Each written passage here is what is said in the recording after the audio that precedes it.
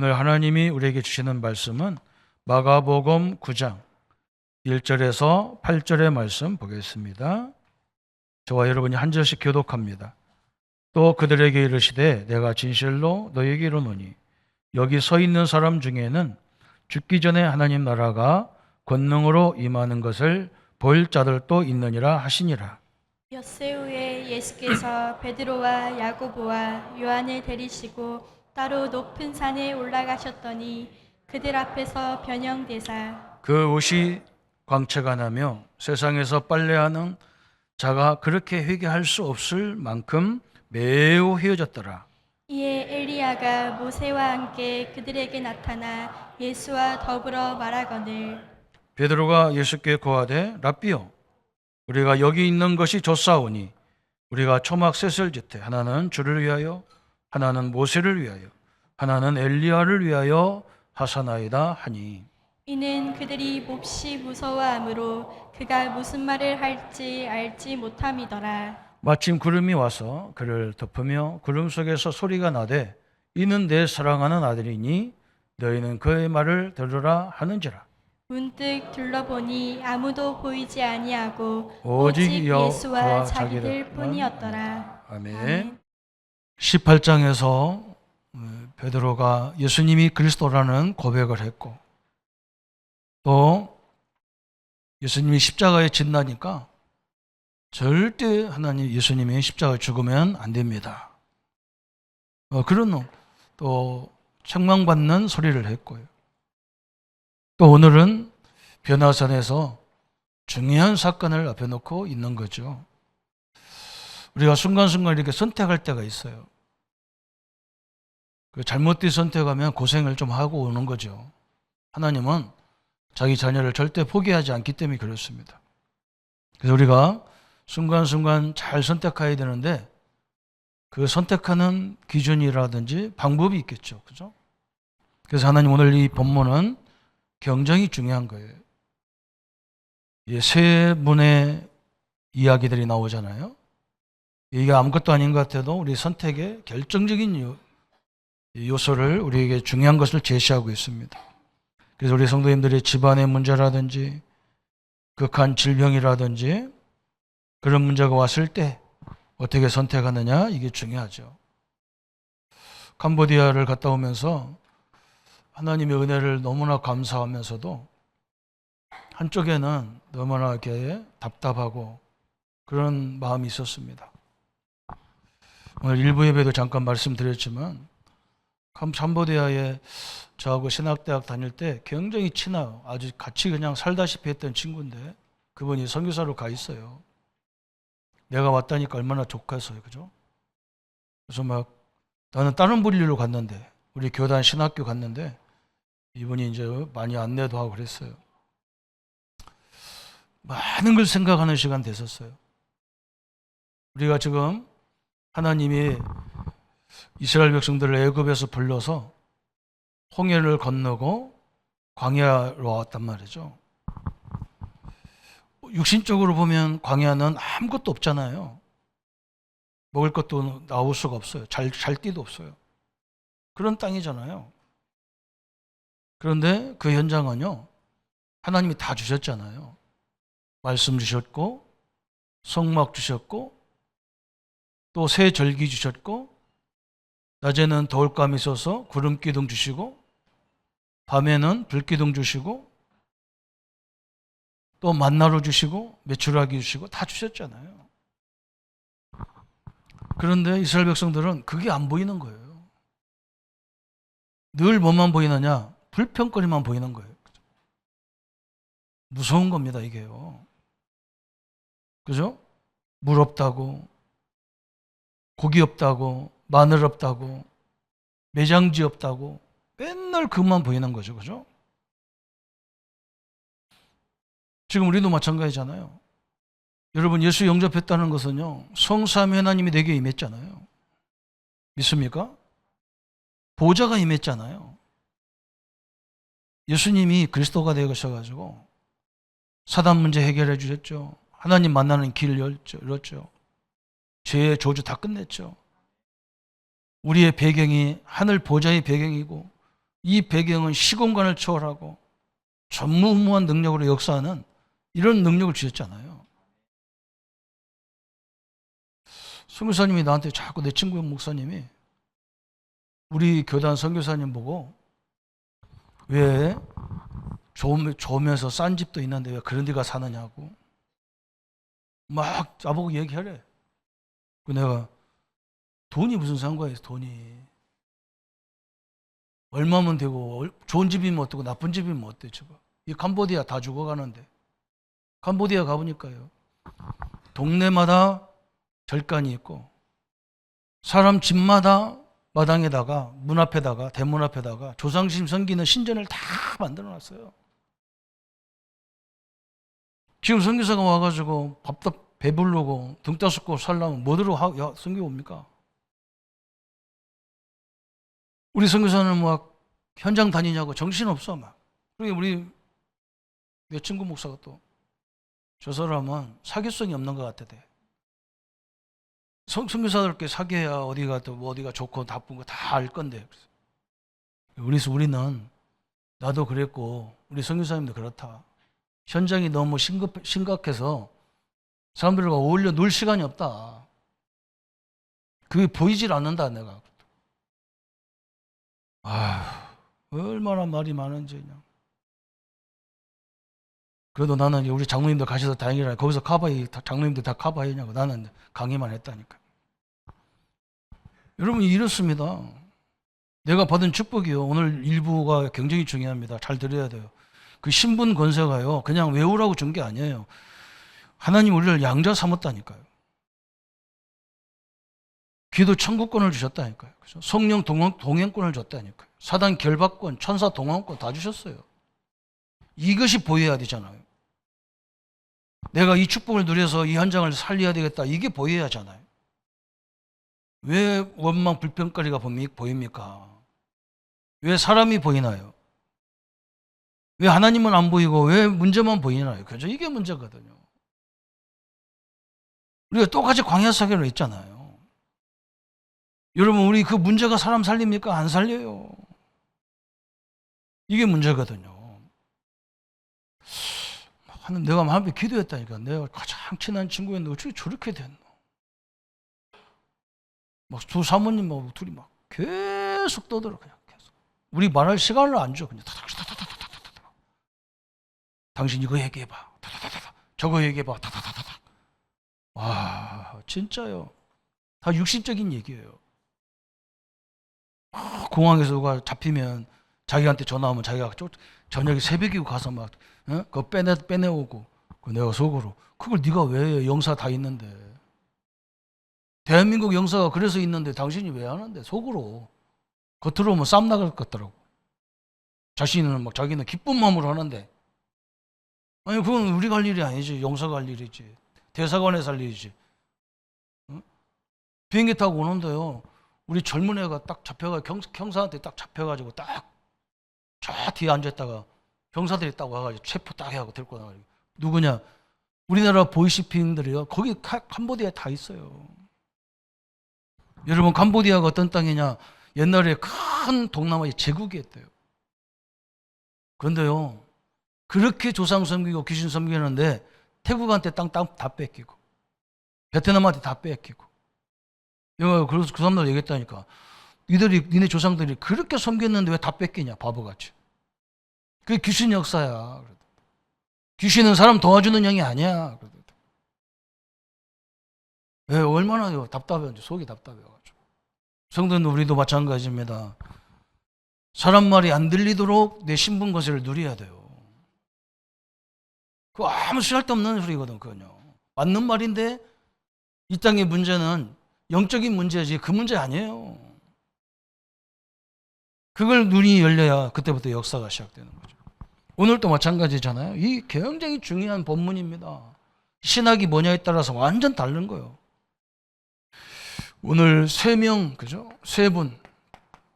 이거 등장하는데 첫 번째 누구냐? 모세 그랬어요. 여러분 잘 아시죠? 모세는 율법의 대표입니다. 율법의 대표예요. 하나님이 모세를 통해서 뭘 줬냐? 율법을 주셨다니까. 그래서 이 하나님이 좋은 말씀이 율법주의로 바뀌면 큰일 나요.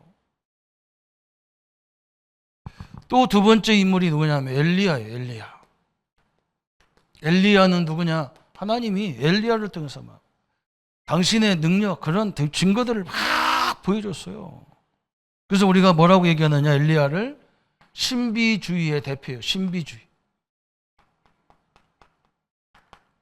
그죠? 기독교가 이런 모습이 있잖아요. 또 우리 예수님은 누구냐 그랬어요. 또 예수님은 로마서 1장 1절부터 4절까지 보면 예수님 자체가 복음이에요. 그리스도고 복음이에요. 우리가 이 세 분의 사상을 가지고 우리가 잘 판단하고 잘 인도받아야 돼요. 이게 굉장히 중요한 거거든요. 이 세 분이 다 필요 없는 게 아니에요.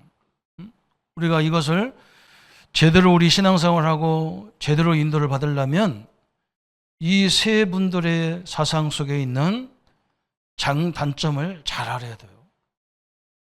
그래서 오늘 이 세 분의 장단점이 뭐냐? 율법주의의 장단점이 뭐냐? 그래서 하나님의 말씀에 무슨 장단점이 있겠어요, 그죠? 그래 있습니다. 하나님 말씀을요, 하지 말라는 거, 먹지 말라는 거 안 먹으면요 건강해요. 하나님 말씀을 주야로 묵상을 하겠다고 유대인들은요 말씀을 묵상했는데 여러분 생각해 보세요.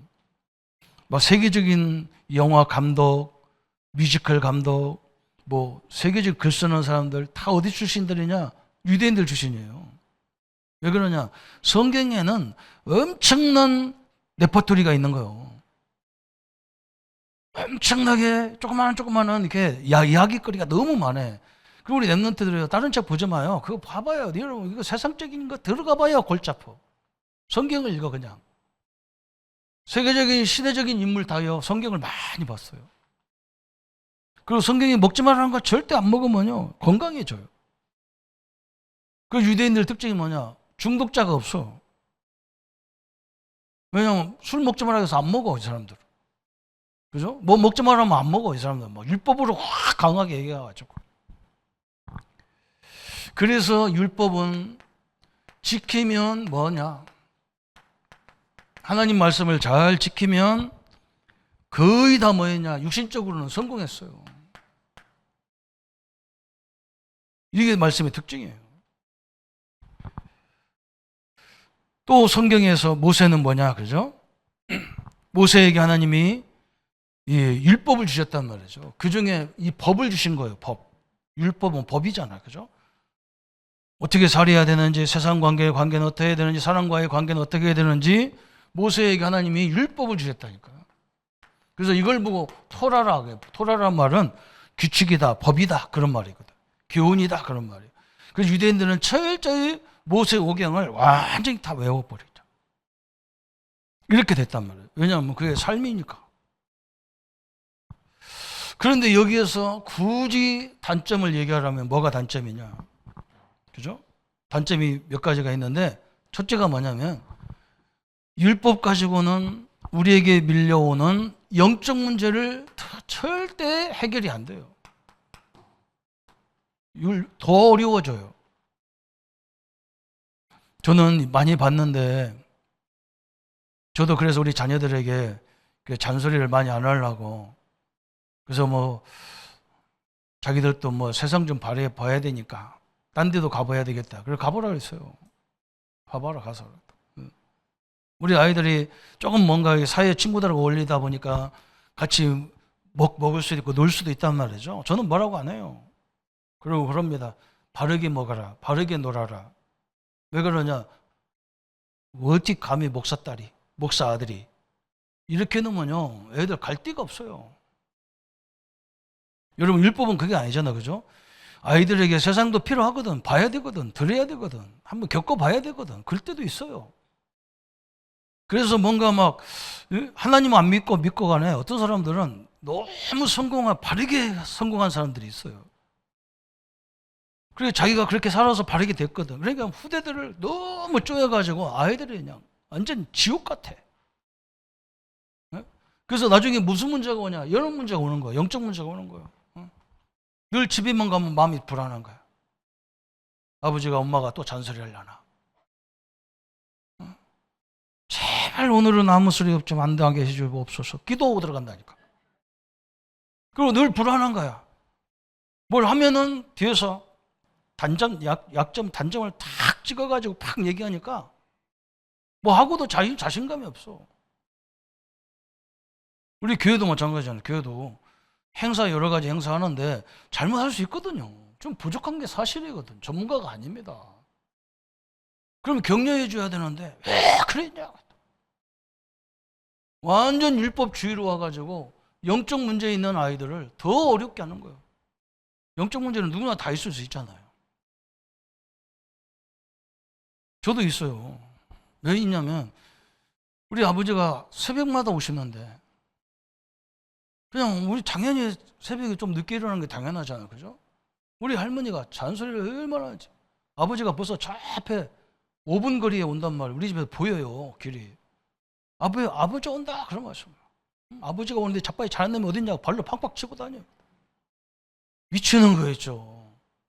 피곤해 죽겠는데 저녁 늦게까지 정공부하고 막 그랬는데도 와가지고 막 사람을 깨우고 막 누가 아버지가 와 이거 아침에 오는데 누가 지금까지 자빠이 자는 놈이 어딨냐 하면서 늘 불안한 거예요.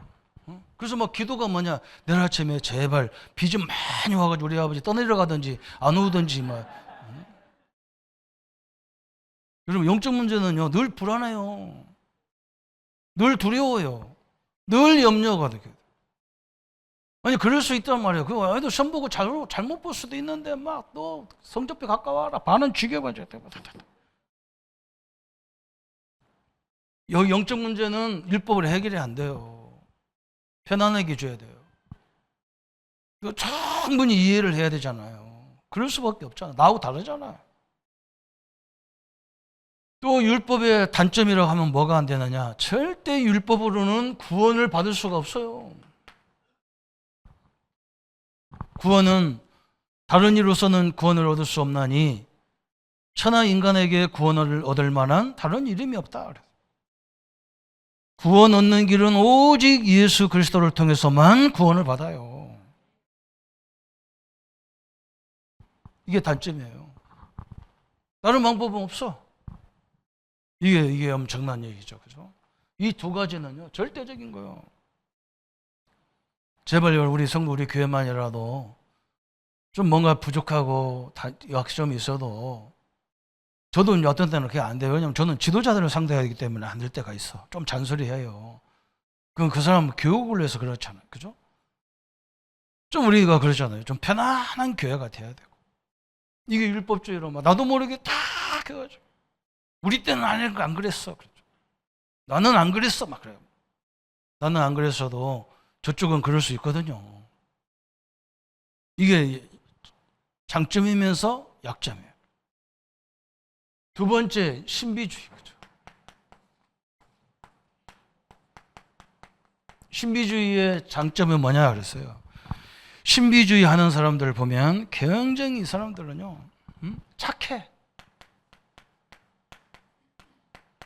굉장히 착합니다. 말도 잘 들어요. 그리고 뭐냐, 이 사람들은요, 굉장히 열심입니다. 신비주의에 대한 특징이 열심이에요. 또 이 사람들 특징이 뭐냐, 하나님을 굉장히 사랑해요. 하나님이 나를 사랑하는 것보다 내가 하나님을 더 사랑해. 그 말도 안 되는데, 그죠? 하나님이 나를 사랑하지, 내가 하나님을 사랑해야 된다고 생각하는 거예요.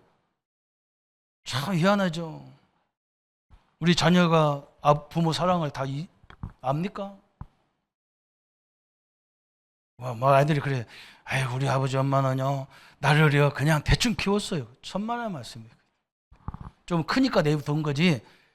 저 기어 다닐 때 뭘 먹을까, 뭘 어떻게 할까 맨날 조심해라. 그냥 잠도 못 자요. 먹을 것도 제대로 못 먹었어. 왜? 그 젖을 먹여야 되는데 엄마가 감기 걸려갖고 젖을 먹이면 문제가 오는데 하나님이 나를 위해서 사랑하지 내가 어떻게 하나님 더 사랑합니까? 신비주의가 이래요. 그래서 신비주의의 특징이 뭐냐면 여기에 가는 사람 특징이 뭐냐면 굉장히 뭔가 시달린 사람들이 많이 가요. 시달린 사람. 어릴 적부터 이상하게 시달려. 그죠? 어떤 사람은요. 저는 이 전도를 많이 하다 보니까 이런 전 사람 다 만나잖아요. 아니 남편도 막 돈 잘 벌고 가문도 괜찮고 다 괜찮아요. 자식들도 다 괜찮아요. 근데 자기는 이상하게 불안하다는 거예요. 그러니까 뭔가 이 사람은요 말씀으로 은혜를 줘도 아멘이 안 돼. 뭔가 강하게 부닥치고 싶은 거라. 이게 신비주의를 빠지기 쉬운 거예요, 사람들이. 그죠? 또 어떤 사람은요, 아무도 자기 가족들이 자기를 인정하지 않는 거예요. 근데 이 단체에 가니까 막 굉장히 인정을 해주는 거예요, 막. 그죠? 이 신비주의 그 단체에 가보면 새신자가 하나 오면 막 이게 내 가족 같아, 막. 그래. 잘못은 거기 빠져요. 아까 설명했잖아요. 우리가 받은 축복이 얼마나 큰가 이걸 늘 묵상해야 된다니까요. 사람의 말이 안 보이고 사람의 행동이 안 보이고 환경이 안 보여야 된다니까요. 그 정도로 받은 축복이 그 가치가 없습니까? 가치가 엄청난 거잖아요. 그죠? 이걸 넘어서야 되는데 못 넘어서는 거예요. 그래서 거기에 유혹받아가지고 이제 체험이 돼버리는 거예요. 제가 신비주의를 대표적으로 우리나라에 하는 목사님 알아요. 이분은 그렇게 발 수밖에 없어. 이분이 그냥 중학교인가 나와가지고 완전 동네 깡패 비슷했어. 근데 누가 교회 가면 여자들도 이쁜 사람 많다니까 그래서 교회 간 거예요. 교회 갔는데 누가 딱 눈에 띄냐면요. 자매 하나가 눈에 딱 띄는데 그 자매가 누구냐? 교장 선생님 딸이에요. 장로님 손녀고. 아니 자기는 배운 것도 별로 없는데 많이 배웠죠. 가면 좋죠. 그래요. 그만 살살살 꼬셔가지고 그 부인이 된 거예요. 이제 결혼이 된 거예요. 어거지로 해가지고. 그러니까 막 이 사람이 매사가 열심히 해라. 택시 운전수를 하는데 막 얼마나 막 왜냐면 자기가 이제 막 못 배웠고 배경 없는 가문이라는 것을 넘어서기 위해서 막 죽으라고 공부하고 죽으라고 돈 벌어가지고 택시 운전을 해가지고 막 돈 엄청나게 벌었는데 떡하니 다 벌어놓고 이제 됐다 싶으니까 질병이 딱 와버린 거예요. 머리끝부터 발끝까지 다 와버린 거예요. 죽게 생겼잖아요. 그죠? 이게 저 서울에 삼각산을 간 거예요. 거기 가면 맨 천지가 막 뒤집어 쓰고 막 기도하는 사람들 많거든. 거기 가가지고요. 하나님의 은혜를 입었는데 신비적인 은혜를 입어버린 거예요. 이렇게 되는 거죠. 그죠? 우리는 응답 안 받아도 문제가 와도 응답보다 뭘 찾느냐? 그 문제를 주신 이유를 찾는 거거든요. 그게 더 중요하지 않아요? 신비주의 특징이 뭐냐? 이 문제 없애달라는 거예요. 무조건 없애달라. 하나님 뜻도 필요 없어. 없어. 이거 나한테 오면 안 돼. 막 이러니까 뭔가 체험했다고 막 자기는 자신이 있는 거예요. 안 그래요. 그러니까 이 신비주의 특징이 뭐냐면 굉장히 표적만 구하는 거예요. 표적. 증거만 구하는 거죠. 그래서 뭘 못 보느냐? 하나님이 그 문제 속에 그 사건 속에 나와 함께하는 복음의 맛을 못 보는 거예요. 복음의 맛. 그죠? 이걸 봐야 되잖아요. 그죠? 우리 성도님들이 복음의 맛을 보기를 바랍니다. 그죠? 엄청나게 응답이 오는 거예요. 그 결과가 갈수록 뭐가 오느냐? 이 사람은 그냥 문제가 와야 막 기도하고, 문제가 와야 열심히 그러지 막. 그냥 자연스러운 이게 아니야. 계속 뭐가 오느냐? 실패가 오는 거예요, 실패가. 근데 우리가 보면 실패가 아니거든. 하나님이 깨달으라고 우리를 훈련시키는 여정인데 이 사람은 실패처럼 보이는 거예요. 그리고 하나님 나를 사랑하지 않는 것 같아. 막. 응? 내가 이렇게 열심히 하는데 하나님 나를 왜 이렇게 합니까? 그래서 뭐가 왔냐면, 그죠? 무속인 비슷해요. 무속과 같은 그런 거예요. 무속인 특징이 뭐예요? 남의 운명은 다 맞추면 자기는 죽을 지경인 거예요. 신비주의가 그렇습니다. 여러분, 남을 귀신 내쫓아주고 남을 기도해주고 이게요, 무지무지한 기가 소모되는 건데 자기는 허무한 거예요. 그래서 옛날에 우리 신학대학 다닐 때 목사님들을 뭐라고 하냐, 목사님들이 이렇게 막 열정적으로 막 부흥회를 막 1시간, 2시간 하잖아요.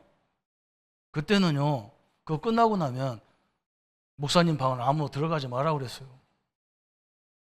왜냐면 사람이 허무한데 누가 들어오면요, 이게 이상해지는 거예요. 영적으로 이상해지는 거예요. 상담하면 안 돼. 열정으로 막 강의하고 막 완전히 그렇게 된 상태인데 상담으로 막 들어와가지고 막 사람으로 이상하게 보이는 거예요. 사람이랑 그렇잖아요. 다 강의해보고 뭐 한 사람 보잖아요. 다 녹초가 됐는데 누가 와서 막 아이고 목사님 수고했다 해가면서 막 목사님 뭐 설교가 막 좋다 해서 좋지, 난 좋지 그래요. 제발 하지 말라고. 똑같아요. 이 신비주의가 이렇게 돼 있다. 착하면서도 이상하게 문제가 끊이지 않고 계속 이러는. 이게 이제 문제잖아요. 그렇죠? 세 번째는요, 이제 그리스도에 대한 복음이에요. 복음. 복음의 장점과 단점이 뭐냐? 복음은 정확히 말하면 단점이라고보다도 좀 오버한 거예요. 그렇죠? 복음은 모든 문제 해결이에요. 예수님이, 그죠? 우리 보고 해결하는 게 아니라 예수님이 모든 거 해결했다 그랬어요. 요한복음 19장 30절에 다 이루었다 그랬어요. 하나님 만나는 길을 이루었어요. 그죠? 그래서 이 창세기 3장 사건 이 문제를 해결했단 말이에요. 여러분, 이 땅의 문제가, 창세기 3장의 문제가 뭡니까? 뱀에게요. 뱀에게 귀신이, 마귀가 들어와가지고, 사단이 들어와가지고 인간을 속이는 거예요. 그죠? 인간이 태어나기도 전에, 창조되기도 전에 사단 문제가 있었다니까요. 그래서 우리 예수님이 만왕의 왕으로 오셔서 제일 먼저 뭐냐? 마귀의 일을 멸해버렸다 그 말이에요. 마귀 때문에 죄가 들어왔거든요. 그래서 제사장으로 오셔서 뭐 했느냐? 죄 문제를 십자가에서 해결해버린 거예요. 우리가 하나님을 떠났는데 하나님 만나는 방법이 뭐냐? 성령으로 만나는 거예요. 성령으로. 그죠? 그래서 그리스도를 딱 주신 거예요. 그래서 여러분, 신약과 구약이 왜, 나는 마태복음이 왜요? 제일 앞에 있냔 말이에요. 연도별로 뭐 마가복음이 제일 앞에 해야 되는데 왜 그런지 압니까? 마태복음의 주제가 뭐냐? 왕으로 오신 그리스도라. 왕으로 오신 그리스도예요. 그래서 우리한테 엄청난 걸 얘기하는 거예요. 왕 같은 제사장의 권세를 사용하라는 거예요. 이게 사단의 머리부터 박살내야 제 문제가 해결돼요. 마가복음이 해결되는 거예요. 요한복음, 누가복음, 요한복음 뭐예요? 성령이 얘기잖아. 하나님 만나는 방법이 얘기되잖아. 그죠? 무시무시한 하나님의 역사가 있는 거죠. 또 복음 가진 자의 약점은 많아요. 왜 뭐가 약점이냐? 이 복음 안에는요, 골로새서 2장 2절 3절이 있어. 그 안에 모든 지혜와 지식과 보화가 감춰져 있느니라 그랬어요.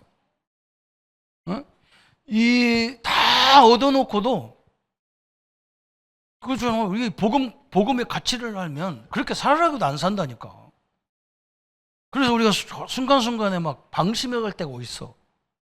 또 끝났어 뭐. 너 하나님 자녀야 뭐. 나는 지옥 갈 수 없어. 그런데 이 복음을 제대로 못 누리면 뭐가 되느냐? 방심이 되는 거. 이게 약점이라고 할 수도 있어. 방심이 돼가지고 호연히 안 해도 되는 행동을 하고 안 해도 되는 말을 하고 막 그래요. 응? 너무 이게 방심에 걸려버린 거예요. 이제 그러니까 뭐 사람들이 예수 믿는 게 저러냐, 복음 가진 게 저러냐, 막 그한테 항의 안 했죠. 이게 약점이라면 약점인 거예요. 그죠? 복음 가진 자의 또 하나의 문제점이 뭐냐? 그죠? 문제가 아닌데, 너무 확신하니까 상대방이 보면 뭘로 보이느냐면 교만으로 보이는 거예요. 교만으로 보이는 거예요. 너무 확신하니까. 그래서 뭐 내가 선교사님이 좋은 집에 살든 나쁜 집에 살든 내비둬. 문제 안 되니까 내비두라고. 선교비 많이 주는가 보지. 내가 너무 확신 있게 얘기하니까 당신네 교단과 당신네 교인들은 선교사들한테 막 엄청나게 많이 주는가 보다 그러대. 교만하게 보이는 거예요. 그게 아닌데 확신이란 말이야. 그거 문제 되는 게 아니거든. 아니 그러면 선교사가 그러면 넉넉하게 해가지고 사람들이 볼 때 저게 목회자구나 이렇게 느끼게 만들어야지. 막 지질이 가난하고 예수 믿는 게 저런 거구나 이렇게 하면 그게 되겠냐고. 그죠? 이게 이제 우리 약점이라. 그죠? 이제 어느 정도 약점이 되느냐 막 먹어도 돼 이 정도로 어떤 목사님은 막 우리는 해방받았어 먹어도 돼 그런데 물론 우리한테는 해방받았는데 안 믿는 사람들이나 복음이 약한 사람이 보면 다 이상하게 보이는 거예요. 그렇게 살면 안 되지. 그래서 바울이 그랬잖아요. 믿음이 약한 사람 앞에는 약한 척하고 믿음이 강한 사람은 강한 척 해라. 응? 그냥 믿음이 없는 사람 앞에서 막 그 먹어도 된다고 너희도 먹으라 하고 막 먹지 마라. 왜? 그 사람은 실족당한다. 우리 자유야 자유 줬어. 근데 어린 신앙이 있을 때는 조심해야지. 그냥 퍼먹고 막 자유야. 하나님 복음 다 가리는데 복음만 가리는 게 아니야. 막 사단이 우리가 그렇게 해버리면 상대방을 완전히 장악해버려요. 여러분 이게 이제 문제잖아요. 그죠? 내가 마음대로 내가 선택하는데 네가 뭐 시비냐. 안 그래요. 나 때문에 믿음이 약한 사람이 어떻게 걸리라고요. 그래서 중직자들은 항종직이라고 그래요. 우리가 한 번 움직일 때요. 많은 사람이 상처받는다는 걸 알아야 돼요. 우리가 지금까지는 몰라서 그럴 수도 있어요. 그래도 뭐 우리는 뭐 구원은 전혀 안 바뀌어. 그런데 많은 사람을 상처 줘가면서 그 영적 문제에 걸리게 해가지고 그걸 일어서키는데 얼마나 힘든지 몰라. 참 답답하죠. 우리는 정확하게 이 세 제도를 알아야 돼. 율법의 장점이 뭐고 단점이 뭔지, 신비주의 장단점이 뭔지, 그죠? 복음의 장단점. 복음은 원래 하나님 복음은 우리가 복음 가진 내가 문제지 하나님은 문제가 없어. 그리스도는 문제가 없잖아요. 내가 뭐 그걸 갖고 있는 내가 함부로 해가지고 이게 문제가 생기는 거지. 하나님은 상관없잖아요. 그죠? 오늘 이 응답을 딱 붙잡기를 바랍니다. 그래서 오늘 이 베드로가 어마어마한 신앙 고백해가지고 막 예수님이 막 너 주는 그리스도시여 살아계신 하나님의 아들입니다. 그러니까 막 예수님이 막 바요나 시모나 보겠도다 막 축복을 다 줬단 말이에요. 그런데 뭐라고 하냐? 내가 십자가에 죽어야 된다 그러니까 절대 죽을 수 없습니다. 죽어야 우리 문제가 해결되는데. 그죠? 또 이런 문제가 온 거예요. 그런데 그 베드로를 또 예수님은 포기하지 않아요. 그래서 여러분 포기하지 않아요. 하나님은. 다음 단계로요. 또 끌고 가는데 그 길이 어느 길이냐가 중요한 거예요. 그죠? 변호사는 왜 데리고 가냔 말이에요. 그런 마귀 사단을. 근데 하나님은 절대로 자기 자녀, 자기 제자를 포기하지 않아요. 어디 데리고 가요? 오늘 변호사를 데리고 가잖아요. 그래서 그 엄청난 걸 보여주잖아요. 그죠? 우리는 그래서 오늘 결론 내려야 되는데 틀린 욕심, 그죠? 이걸로 선택할 때가 있다니까. 틀린 판단으로 선택할 수가 있어.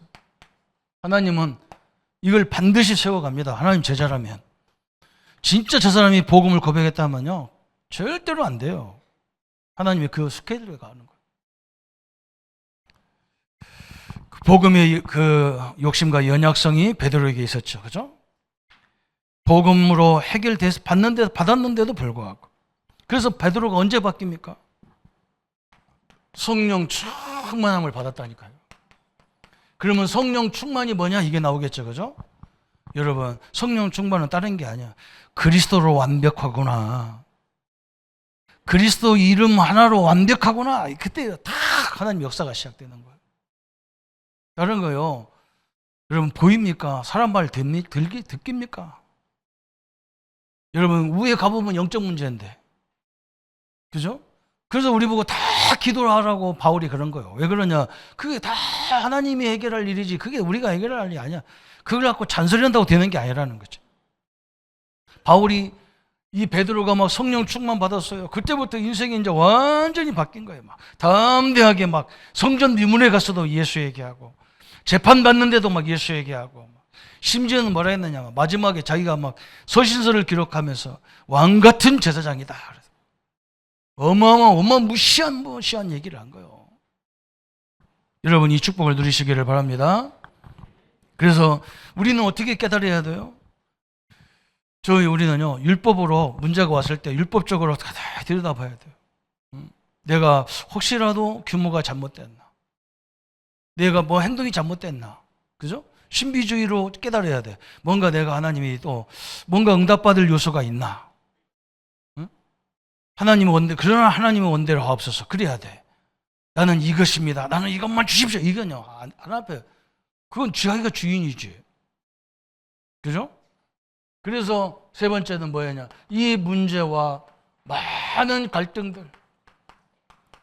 그래서 여기에서 가장 대표적인 인물을 하나 소개하라면 요셉을 저는 소개하고 싶은 거예요. 그죠? 요셉의 어머니가 라헬이라는 여자잖아요. 아버지 야곱이 이 라헬을 얻기 위해서, 그죠?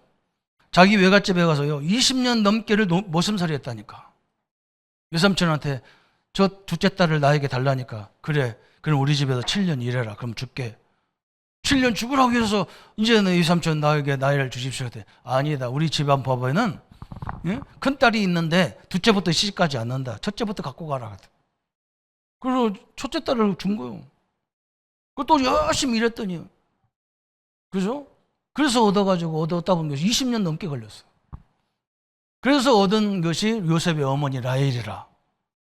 근데 하나님은요, 이 라헬을요, 요셉과 베냐민을 낳고 죽어버렸어. 너무나 일찍 죽었어. 그게 얼마나 기가 찹니까, 그죠? 그렇게 사랑하는 아버지 이 야곱의 부인을 막 일찍 하나님 데려가 버렸어. 왜 그러냐? 이 라헬이라는 여자는 자기 친정에서 나올 때 뭘 갖고 나오냐? 자기 집안의 우상인 르비딤을 갖고 나온 거예요. 그래 요셉은 지금 어떤 사람이에요? 하나님의 일꾼이야. 하나님의 시대적인 일꾼을 세울 건데 이 엄마가 문제라. 이제는 엄마가 만약에 살아있으면 요셉은 절대로 노예로 안 갔어. 왜냐하면 이 야곱이 제일 사랑하는 여자의 아들인데 그걸 노예로 놔도 되겠어요? 절대로 안 되지. 그러니까 하나님 어떻게 해야 됩니까? 요셉을 훈련해야 되니까 라헬을 그냥 데려가 버렸어. 그게 이제 하나님의 계획이라. 여러분 여기 하나님의 계획을 찾아야지. 왜 하나님이 우리 엄마가 왜 일찍 돌아가셔서 나를 이렇게 어렵게 합니까? 하면 끝이 없어요.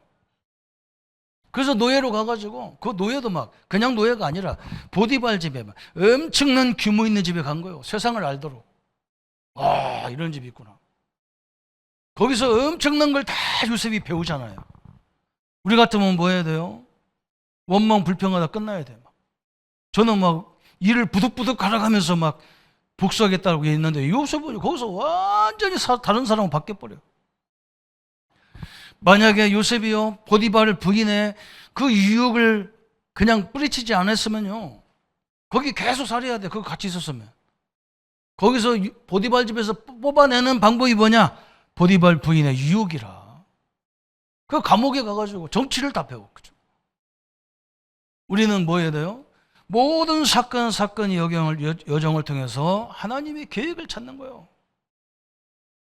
그리고 우리 랩런트는 막 조금 하다가 막 뭐가 하면 막 다 포기해버리고 안 해버리고 그게 지금 잘못된 거예요. 그죠? 뭐 잘못된 건 아니야. 막 또 하나님이 고생시켜가지고 다른 방향 또 갔다가 또 끄집어갖고 다 교육시키게 돼 있다니까. 여기에 하나님이 이렇게 다 요셉을요. 총리가 됐는데도 교만하지 않아요. 우리 같으면 막 한번 위세를 부리고 막 자기를 괴롭혔던 사람을 다 모아다가 막 과거 청산하고 막 그죠. 우리나라 제 주제가 뭐냐? 과거 청산이잖아. 대통령들의 첫 번째 주제가 과거 청산이잖아. 다 죽여버려, 다 없애버려, 감옥 보내고. 자기도 나중에 끝나면 또 가는 거야, 자기도.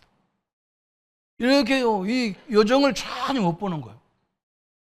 이렇게 해서 다 요셉이요, 어마무시한 응답을 딱 받잖아요.